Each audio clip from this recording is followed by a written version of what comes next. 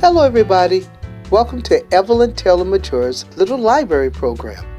We'll finish our International Women's Program with 4 must-read authors and their books. A memoir by Cicely Tyson, Just As I Am. A historical biography by Erica Armstrong Dunbar, She Came to Slay, The Life and Times of Harriet Tubman. New fiction novelist Chanel Betts's The Gone Dead, and finally award-winning suspense author Terry Blackstock's Smokescreen. Let us start our previews with Cicely Tyson's memoir, Just As I Am, with collaborative writer Michelle Burford. The late Cicely Tyson said, and I quote, "Just as I am is my truth. It is me, plain and unvarnished, with the glitter and the garland set aside." The Seattle Times art critic Maura McDonald said, "Reading Just As I Am feels as if you are sitting in Tyson's regal presence, hearing her tell stories about her life as a black woman in America, her troubles and her joys. We learn about her historical acting career. Miss Tyson was the first black woman to receive an honorary Oscar." The Washington Post writer Trevor Anderson writes of her personal life in Just As I Am. He writes about Miss Tyson's spousal abusive father, the sacrifices she made for her daughter, and Miss Tyson's marriage to jazz great Miles Davis. The Hollywood Reporter mentions 9 sage, wise takeaways from Just As I Am. Her outstanding career on stage and in films like Sounder, fights with big-name stars like Elizabeth Taylor over salary. Miss Tyson won her lawsuit against Miss Taylor in the amount of $250,000 in that salary dispute. Tyson's hot and jazzy relationship with Miles Davis. Finally, Miss Tyson shares what she hopes would be her legacy to her many admirers and fans. Cicely Tyson's favorite hymn was Just As I Am by Charlotte Elliott, which is where the name of the book came from. A verse from the hymn that sums up her gifted and very spiritual life. Just as I am. The love unknown has broken every barrier down. Now, to thine, yea, thine alone, O Lamb of God, I come, I come. Cicely Tyson died January 28, 2021 at the age of 96. Next on our list of books is She Came to Slay, The Life and Times of Harriet Tubman by Erica Armstrong Dunbar, with illustrations by Monica Ahananu. Dr. Dunbar wanted to write a different type of biography about Harriet Tubman, or Araminta Ross, which was Tubman's birth name.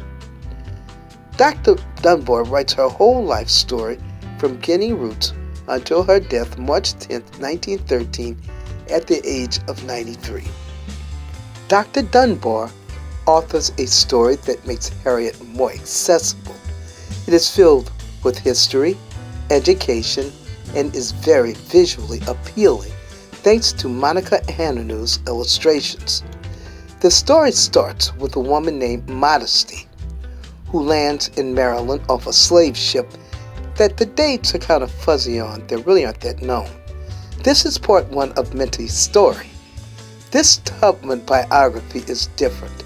It takes a new perspective on this legendary civil rights icon. A story about Harriet Tubman that is fresh and filled with new history. Dr. Dunbar's comments on She Came to Slay can be found on Politics and Prose on YouTube. Our next author is Chanel Betts, a new novelist that has achieved quite a bit of recognition as a storyteller. Miss Betts won the O. Henry Prize for a collection of short stories The Man Who Shot Out My Eye is Dead. Quite a title. The Gone Dad is Chanel Benson's first novel. The Washington Post called The Gone Dad a masterpiece of cultural criticism. Book Review says The Gone Dad is a juicy Southern thriller. Goodreads penned it an electrifying first novel from a riveting new voice in American fiction. Benson's protagonist, Billy James, inherits a writer's shack from her late father, the poet Cliff James. The Gone Dad is about a cold case, Billy's father, Cliff James, and what really happened to him. The Mississippi Delta, with its hanging moss, murky swamps, and back screen doors swinging from present to past to present, is a fine place to bring history and a relevant story together. The Gone Dad is a heart-thumping mystery suspense thriller. Check it out at the Evelyn Majure Library. Come find out who did it. Our final gifted storyteller is Terry Blackstock. Miss Blackstock's latest novel, Smokescreen, has a 5-star rating. Barnes & Nobles writes Terry never fails to deliver a plot that moves with well-developed characters who are real, flawed, and relatable. Best-selling author Lynette Easton goes on to say, just a word of warning if you decide to pick up this book. Do not do anything else until you finish reading Smokescreen. U.S. Today's best-selling author Colleen Cole says, full of secrets, lies, and with a visceral impact that grabs from the first sentence, Smokescreen is Terry Blackstock at her best. A modern-day fairy tale review lauded, Terry Blackstock is a staple in Christian suspense. Do you ever have those books that you quite literally could not put down? This is one for me. This was a fantastic read that fans of Christian romance suspense will surely enjoy. Smokescreen should be on everybody's TBR or to be read list. The plot is a Romeo and Juliet style love story. One father was murdered, another was convicted of his death, all because their children fell in love.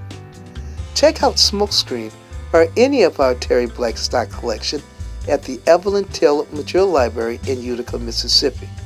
Turn off the television, pour a glass of sweet tea, and let your imagination take you into this good read.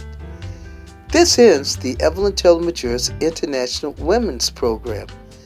I hope these books make it on your TBR list. Next month, we'll tell you about a variety of books and authors in our library. Remember, you can find these and other great women authors at jhlibrary.org/Utica. Goodbye, everybody, and have a great day.